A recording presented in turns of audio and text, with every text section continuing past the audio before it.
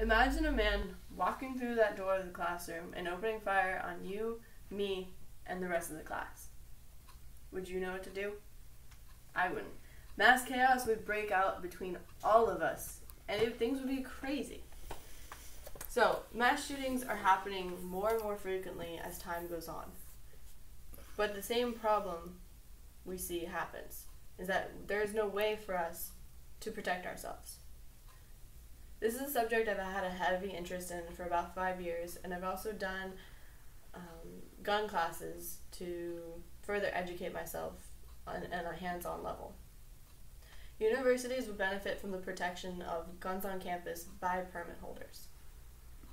I want to educate you on the mass problem that we're encountering with mass shootings and how we can save the lives of hundreds of people, possibly the people sitting right next to you. An overwhelming amount of people have died from mass shooters coming on campus and shooting hundreds of people. According to the Florida state statutes, currently guns are not allowed on campus. Florida senators are currently trying to change this because they see that there's a problem with the ability for us to protect ourselves. On April 16, 2007, there was a devastating mass shooting at Virginia Tech University. According to Crimes of the Centuries, this mass shooting killed 33 people and wounded several others. This mass shooting remains to be the deadliest mass shooting at a university to date. This mass shooter was a senior at a university and seemingly normal. I watched videos of people who had survived the mass shooting, and they said that the shooter had come in and without a word started shooting everyone. And those who did survive ran to block the door after he left. They barricaded it, and thankfully it did save a lot of people. Another mass shooting occurred at UCC on October 1st, 2015. According to the Washington Post, 9 people were killed, plus the gunman, and 7 others were injured in this tragic shooting. Students were asked if they were Christian, and if they said yes, they would stand up, and the shooter said, "Good, because you're a Christian, you're about to see God." This type of violence and mass destruction could be reduced by states allowing individuals who have a gun license, a concealed carry license, to carry their concealed weapons on campus. In order for this to happen effectively, we need to show the government that we support this by voting people into office who are gun rights activists. According to Joshua Gillen, it is important to note that in the states that allow open carry, violent crimes were dropped by 23%. The murder rate was 5% lower, and the average assault rate was 23% lower, and robbery rates were 36% lower. Florida State University criminologist Gary Kleck conducted an examination of NCVS data in regards to statistics on a national level, analyzing a data set of 27,595 attempted violent crimes and 16 of the protected actions.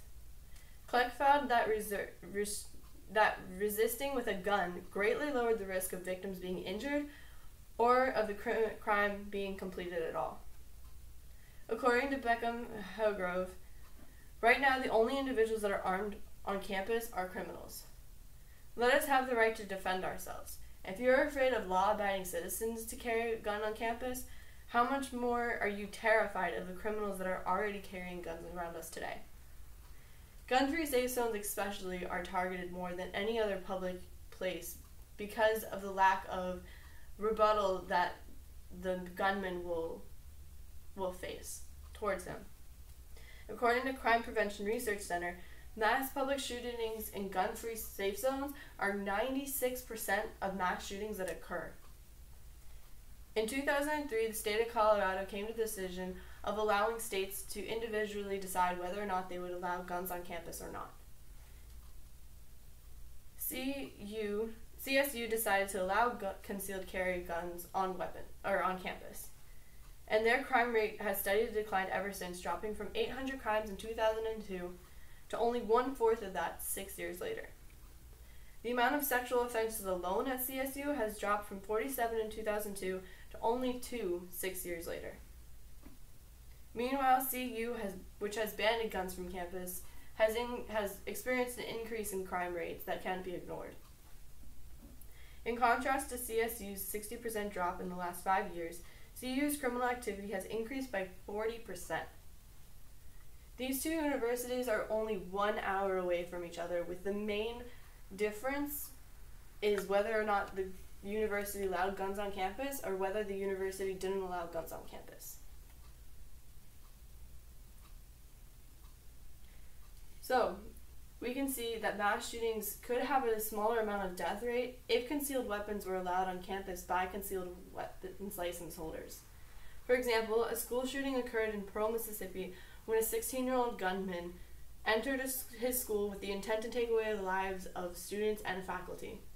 According to Sheldon Richmond, this boy might have taken more victims had an assistant principal not retrieved a gun from his car and used it to hold the student assailant until the police arrived.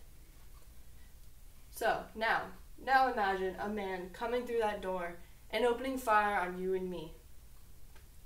Imagine one of us having concealed weapons and being able to protect himself or herself and the rest of us against this man who is shooting all of us.